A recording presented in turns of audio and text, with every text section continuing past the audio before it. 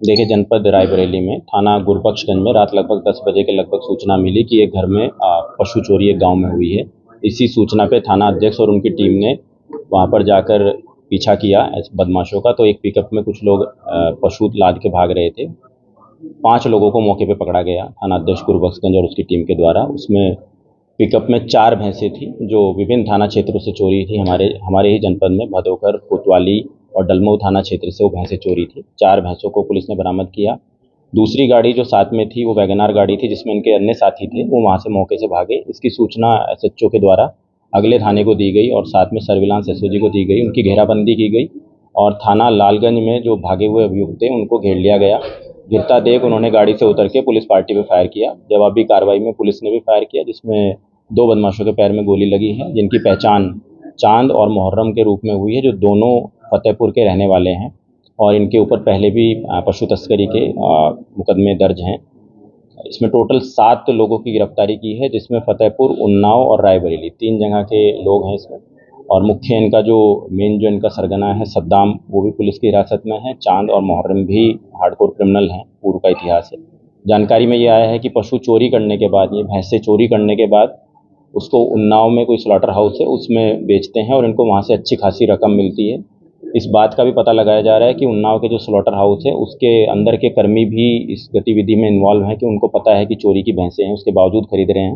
तो उन पे भी हम लोग आगे की कार्रवाई करेंगे। सर, अब तक लगभग कितनी घटनाओं को अंजाम दे चुके हैं, लोग क्या बताएं पूछताछ में, और पुलिस टीम के लिए देखिए, जो पकड़े गए हैं, जो 7 लोग पकड़े गए हैं, मौके से ही 4 भैंसें इनके पास से बरामद हुई हैं। जो इन्होंने बताया कि एक भैंस इनके द्वारा हमारे ही थाने से भदोकर से चोरी हुई है, एक गुरबख्शगंज से ही चोरी हुई है, एक कोतवाली से चोरी हुई है और एक डलमऊ से चोरी हुई है। 4 अलग अलग थाना से इन्होंने एक ही रात में भैंसें चोरी की थी। तो और भी चोरी इनमें, इससे पूर्व में भी इनके द्वारा राजघाट चौकी क्षेत्र में एक चोरी की गई है। तो लगातार ये लोग एक्टिव थे और अगल बगल के थानों में भी एक्टिव थे। इनके द्वारा ये भी पूछताछ में आया है कि पिछले दिनों ने उन्नाव में भी एक घटना को अंजाम देने का प्रयास किया। उस दौरान इनको वहाँ के लोगों ने दौड़ा लिया था, तो एक व्यक्ति ने इन्हीं में से वहाँ पे फायरिंग भी किया था। इस तरीके की भी इन्होंने पूछताछ में बताया है। पुलिस टीम आगामी बकरीद त्यौहार को लेकर क्या इन पशुओं का प्रयोग किया जाना था?